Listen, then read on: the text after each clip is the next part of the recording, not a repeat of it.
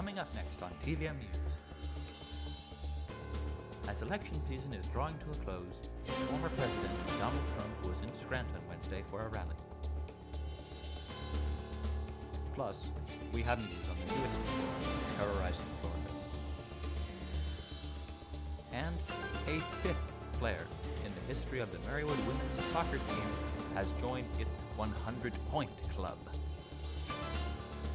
All that and much more coming up on TVM-News.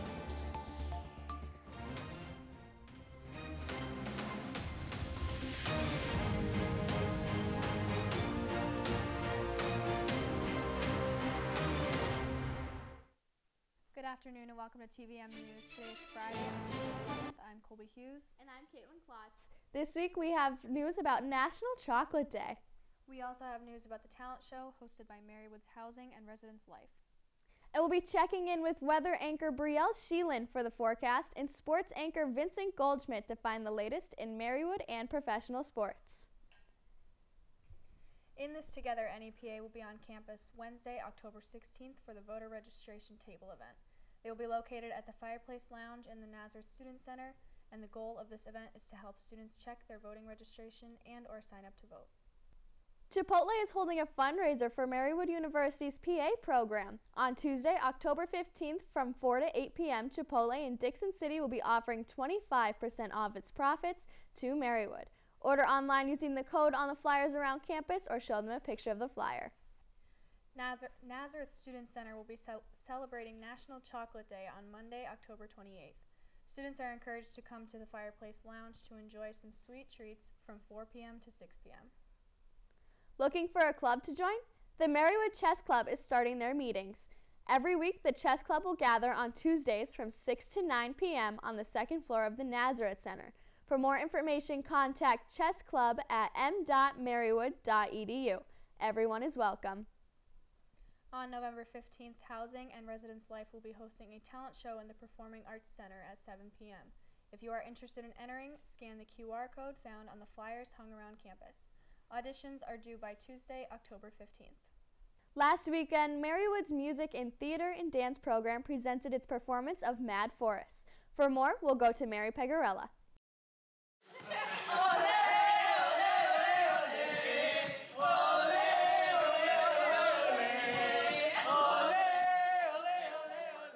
Marywood's production of Mad Forest, a play from Romania by Carol Churchill, took place October 3rd through October 6th in the Set La Vergana Center for the Performing Arts. This play is about the revolution that took place in Romania in 1989 without directly being about the revolution itself. It talks a lot about it, and every character in the play is impacted by it in different ways. But at no point we actually see the revolution. This show is even on a sort of deeper level than just being about the history of this moment in Romania.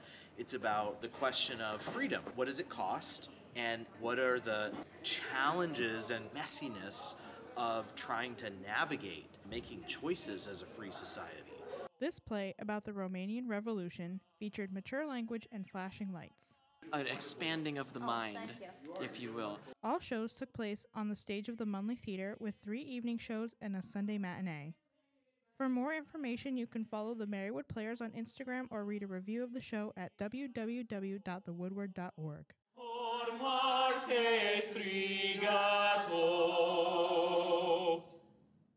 When we come back, we'll tell you about former President Donald Trump visiting Scranton.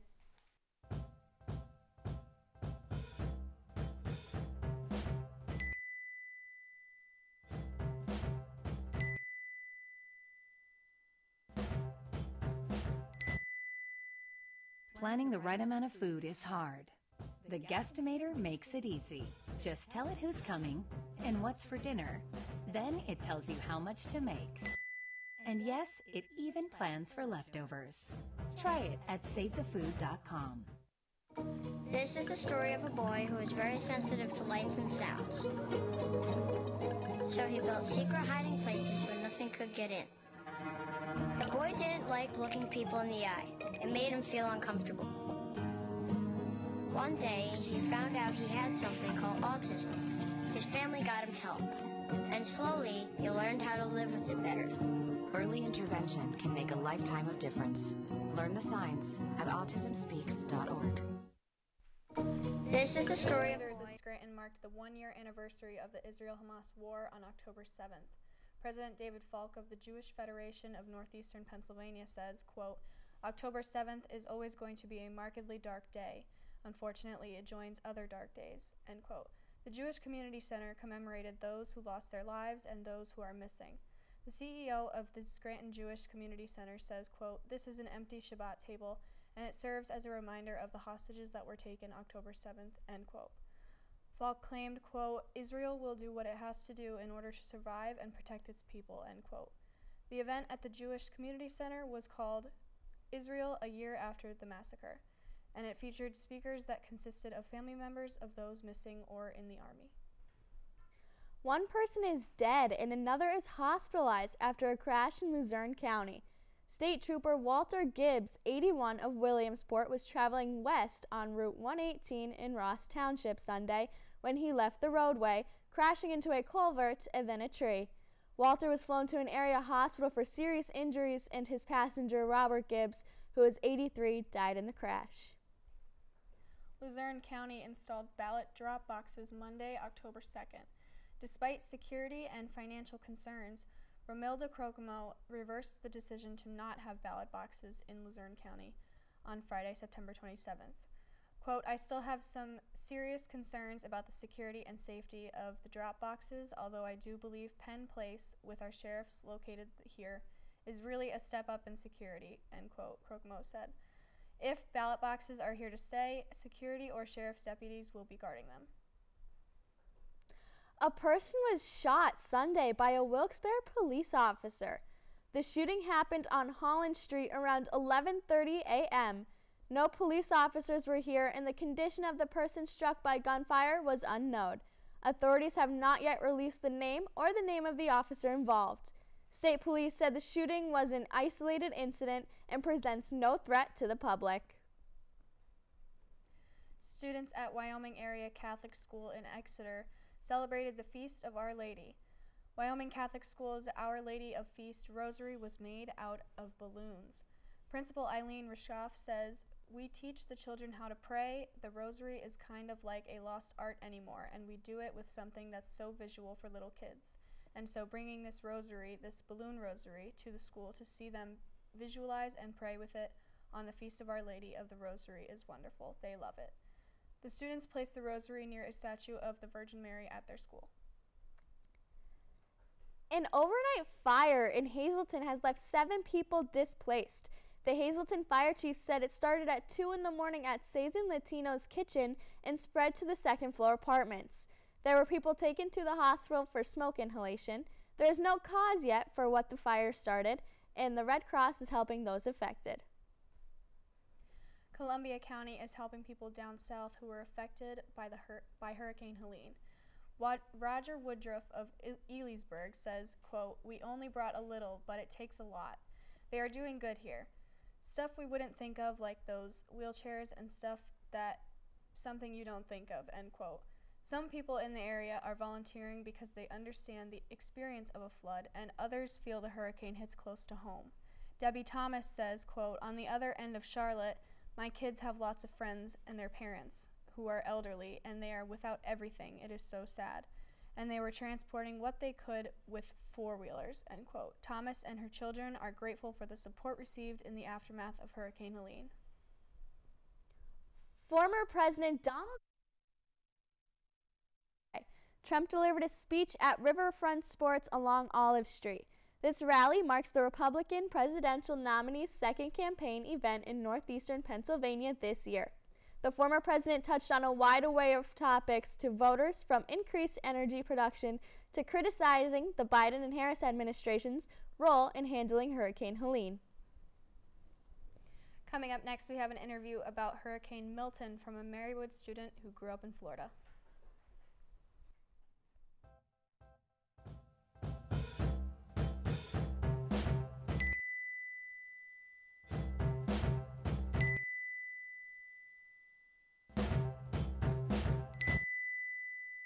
Planning the right amount of food is hard. The Guestimator makes it easy. Just tell it who's coming and what's for dinner. Then it tells you how much to make. And yes, it even plans for leftovers. Try it at SaveTheFood.com. This is the story of a boy who is very sensitive to lights and sounds. So he built secret hiding places where nothing could get in. The boy didn't like looking people in the eye. It made him feel uncomfortable. One day, he found out he had something called autism. His family got him help.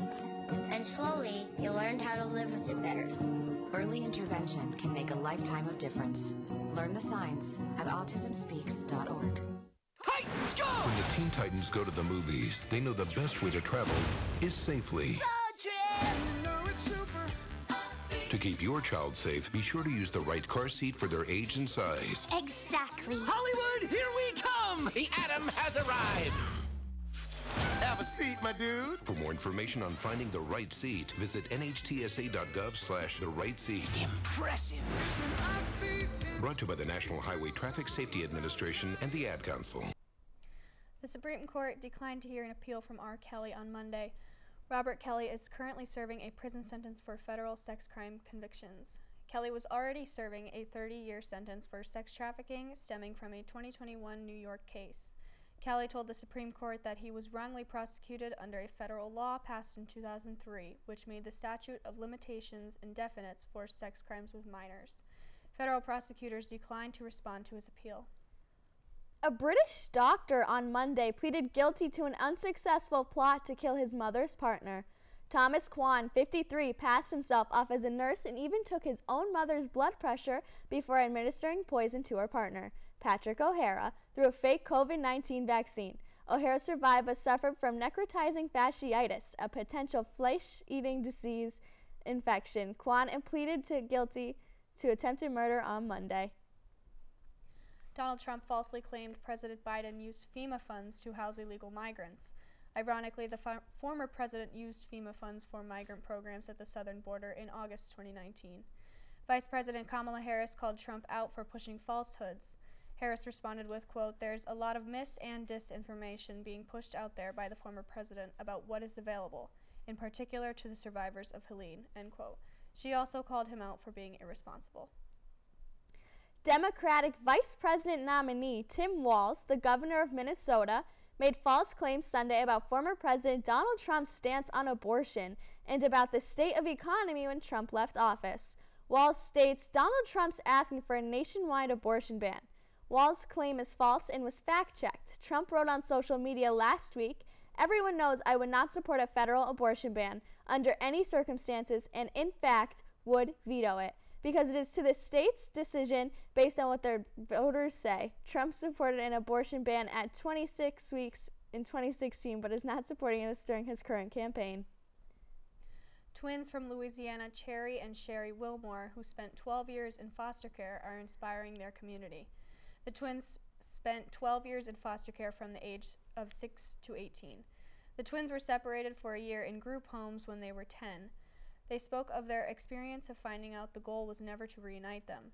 The twins said, quote, "We had a psychologist who wrote, Cherry and Sherry Wilmore are a danger to society and need to be institutionalized for the remainder of their lives," end quote. The twins started their own nonprofit called Cherish x2, which supports vulnerable communities. Hurricane Milton has made landfall Wednesday, terrorizing Florida residents. Marywood multimedia communications major Gorman talked about the impact it has on Florida, including his family members. The way the storm is being predicted and like the projection that it's currently on, I have a decent amount of relatives and family members. I mean, my grandparents, my mom, and all of her siblings and stuff grew up in Inglewood, Florida, and as of now, they're predicting the storm surge to be just about 12 feet. So compared to like where the eye of the storm is, Inglewood will be slightly south, which is where the storm surge is usually the worst.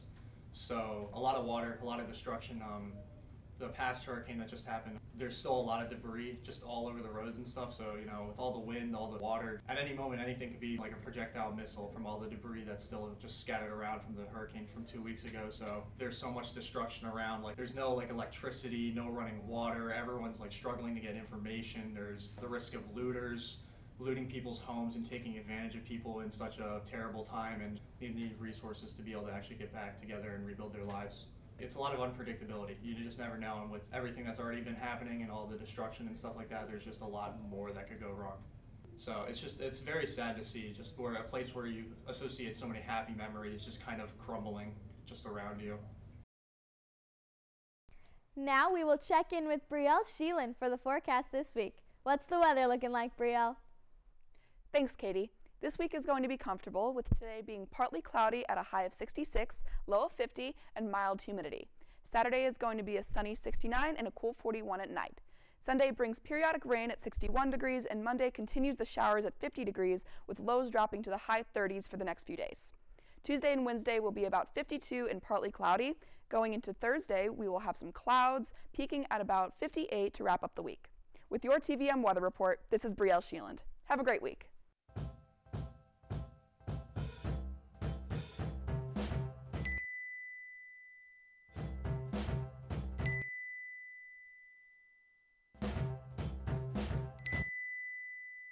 Planning the right amount of food is hard.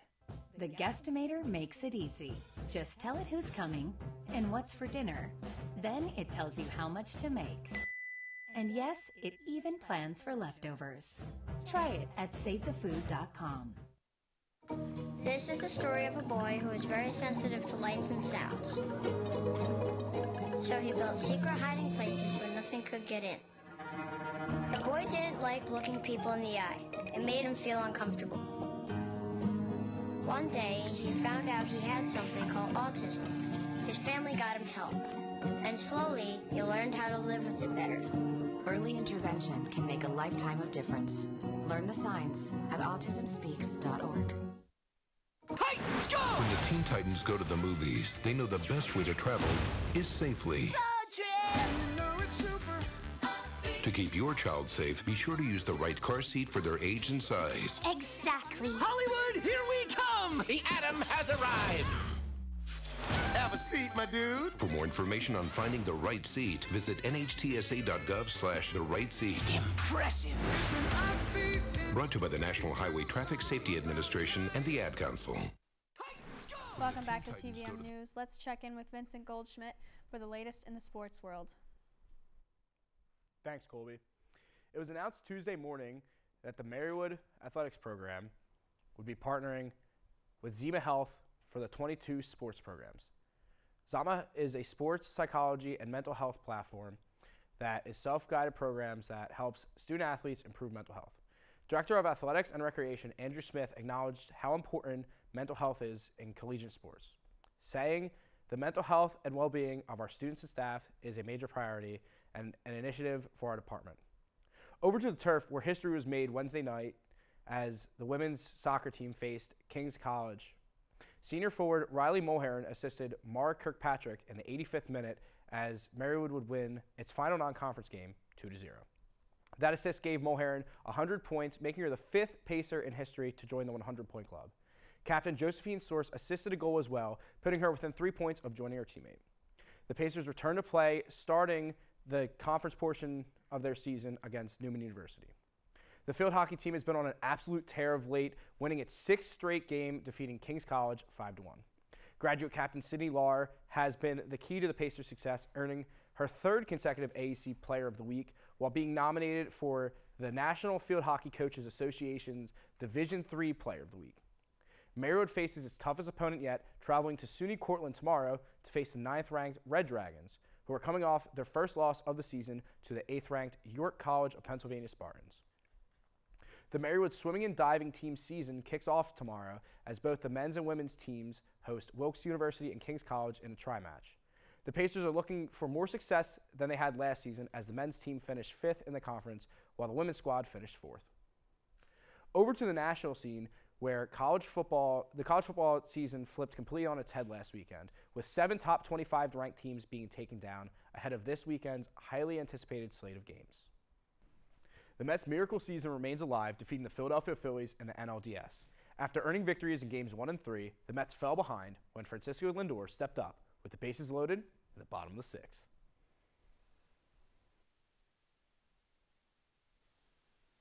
The 2-1. Lindor towards right center field. This one is back. It is gone! Grand slam! And Lindor the Mets on top. The biggest swing of the season for New York.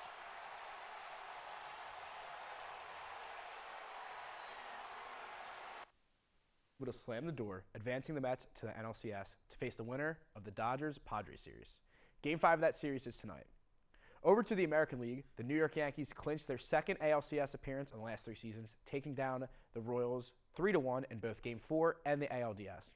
With the Cleveland Guardians evening their series against the Tigers, New York will have to wait until tomorrow night to find out who their opponent is. The quest to hoist the Stanley Cup trophy is underway following the Prague series between the New Jersey Devils and the Buffalo Sabres starting the regular season last weekend. The stateside portion of the season began Tuesday.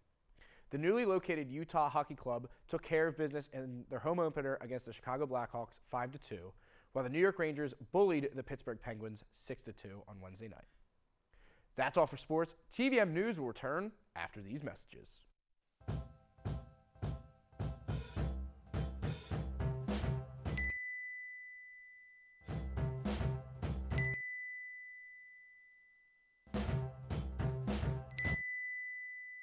Planning the right amount of food is hard. The Guestimator makes it easy. Just tell it who's coming and what's for dinner. Then it tells you how much to make. And yes, it even plans for leftovers. Try it at SaveTheFood.com. This is the story of a boy who is very sensitive to lights and sounds. So he built secret hiding places where nothing could get in. The boy didn't like looking people in the eye. It made him feel uncomfortable. One day, he found out he had something called autism. His family got him help. And slowly, he learned how to live with it better. Early intervention can make a lifetime of difference. Learn the signs at autismspeaks.org. When the Teen Titans go to the movies, they know the best way to travel is safely. To keep your child safe, be sure to use the right car seat for their age and size. Exactly. Hollywood, here we come! The Atom has arrived! Have a seat, my dude. For more information on finding the right seat, visit nhtsa.gov/the right seat. Impressive! Brought to you by the National Highway Traffic Safety Administration and the Ad Council. After 107 years of life, Lily Riley celebrated a special birthday with close friends and family. Surrounded by friends honoring her special date, Lily Riley is blowing out her birthday candles, marking 107 years of life. How does it feel to have all of your friends here celebrating? It's wonderful. I think it's really, really nice. Makes it a really special day. The little gathering was organized by Lily's caretaker and friend, DJ Jankowitz. How many people do you know that live to 107? How many people? I mean, it's just not out there. And if they are at 107, they don't know they're at 107. DJ tells me what makes Lily's age most impressive is the way the 107-year-old carries herself. She never complains. She's always smiling. And she's smart as can be. Of DJ's roughly 12 clients, she says Lily may be the oldest, but is also the easiest to work with. Lives on her own, and I take care of her less than anybody else I work with, and she's fun. The birthday girl maintaining her independence and wit for more than a century. What do you think it is that's kept you, going for so long? I don't know. If I knew, I could write a book and make $1 million. Lily has plans to continue celebrating her birthday tomorrow with her family. In Milwaukee, Tehran Mahadin, TMJ4 News.